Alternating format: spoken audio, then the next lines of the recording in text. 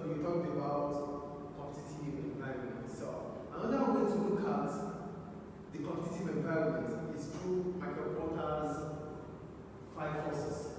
So when we talk about Michael Porter's 5 forces, he made a book about competitive. The name of the book was Competitive Advantage, 1985. In his book of Competitive Advantage, of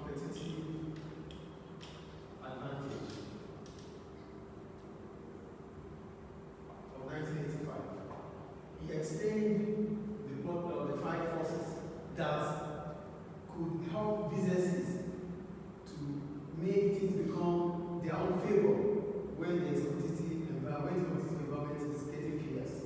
So what he's talking about is that these problems, this competition in the market, businesses can turn them around and make it to become a favor for them. That is still the same way as we are reacting. Do you understand? But it's on his own way. He said these 5 forces are the problems that exist in the competitive environment. But these problems that exist in this competitive environment are those things that you can work around to your own favor as a business. So let's take it one at a time. We talked about potential entrants, suppliers, industrial competition, buyer, substitutes. So we're going to start with suppliers. For suppliers, we're talking about the bargaining power of suppliers. We know who suppliers are, right? Those that give to the customers, those that supply to the customer. If suppliers have bargaining power over their customers or over the businesses they sell to, that means they will be able to charge higher prices. Yes or no? If those that supply you, those that supply your business have power over you, that means they will be able to charge you whatever price they want. Yes or no? And for suppliers, they want to maximize profit. To maximize profit, they need to maximize price. They need to increase prices. So having a bargaining power over you makes them to charge a higher price. So look at what I'm doing here. Suppliers, they want to maximize profit. Therefore, the more power they have over their customers, the more they can reallocate profits to their own benefit. So they can charge higher prices to make higher profits to their own benefit. So reducing the power of suppliers. So what do you have to do as a business? You have to find a way to reduce their power. They have power over you. So anyone that has power over you, what do you have to do? You have to conquer that power by reducing his or her power. Yes? So to reduce their power, what do you have to do? You have to start creating further competition. Try to start looking out for suppliers. So you don't buy from them alone. Start looking for other suppliers. By so doing, you have more suppliers that you can transact with, that you can interact with. But for you to be able to do that, you need to think about backward integration. You need to integrate. Because you need to be bigger. So for you to start looking out for more suppliers, your business has to become bigger. So to solve the problem of bargaining power of suppliers, you have to integrate. Are you getting it? Are you here? You have to integrate to become bigger so that you can have power over the suppliers. So that other suppliers can become attractive to your business. Do you understand the bargaining power here? We talked about if suppliers have power over our business, what can we do? We have to start looking for other alternatives, other suppliers. But before we could do that, we need to integrate with other businesses so that we can have a bargaining power over the suppliers. When we are big, we can discuss with different suppliers. Do we understand? The problem is about the suppliers' bargaining power. The solution is about we finding more suppliers. Because if we can find more suppliers, we have bargaining power over our suppliers. Then they can sell to us at a cheaper rate. Is it clear? The second one, bargaining power of buyers. We are the buyers, right? We are the buyers. So if for buyers, what do we want? We want a lower price. Yes or no? Yes or no? So if now to the buyers, if we want lower prices, that means we want our suppliers to sell to us at a lower price.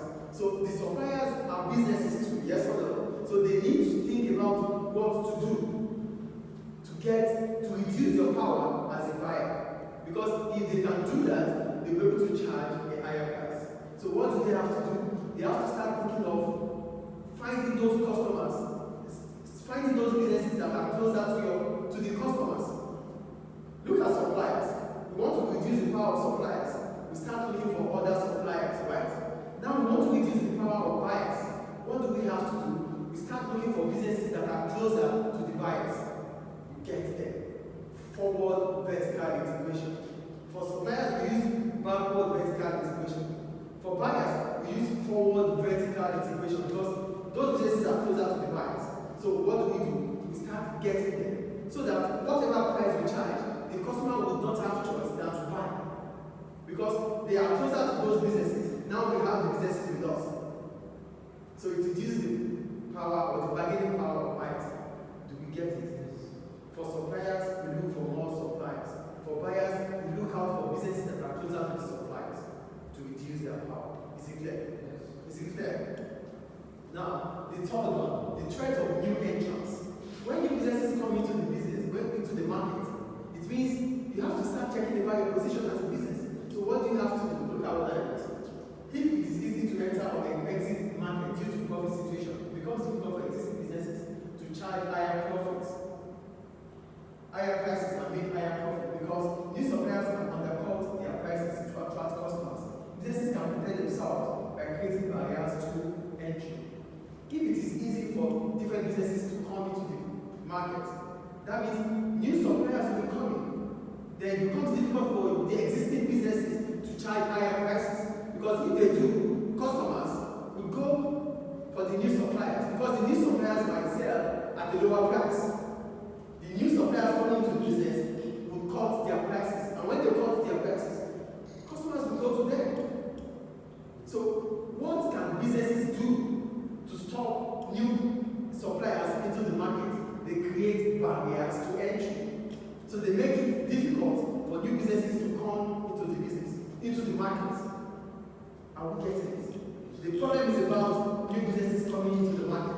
The solution is to create a barrier, not to allow them to enter the market by maybe huge advertisements, colliding with suppliers that supply them, not to supply them. Do we understand? That's about the threat of new entrants. Now we go to the substitutes.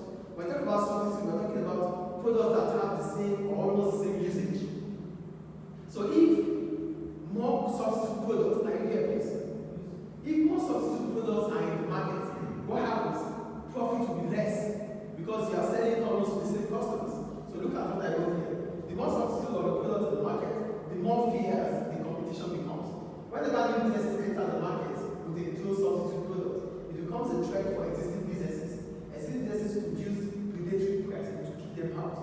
So what do you have to do as a new business, as an existing business? You charge a very low price so that those new businesses coming in with their substitute would not be able to have the same. So they would not have any other choice than to go back. Do you get it? The problem is about substitutes. So when you are coming into the market with new substitutes, we that are in existence, we existing businesses, we charge predatory pricing, a very low price that's even above below the cost price, so that we will not allow you to come into the market or in the industry. Is it clear? And the last one is the industry competition. We're talking about the rivalry that exists between existing firms. These are not about new firms anymore.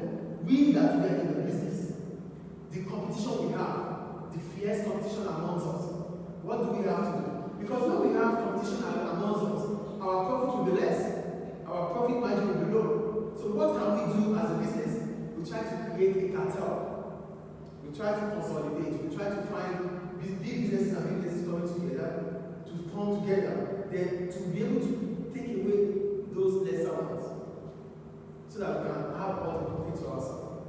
Do we get it? By creating a cartel, they might form by creating a cartel, they will talk to themselves to charge almost the same price. So when you go there, it is the same price. When you come here, it's the same price. So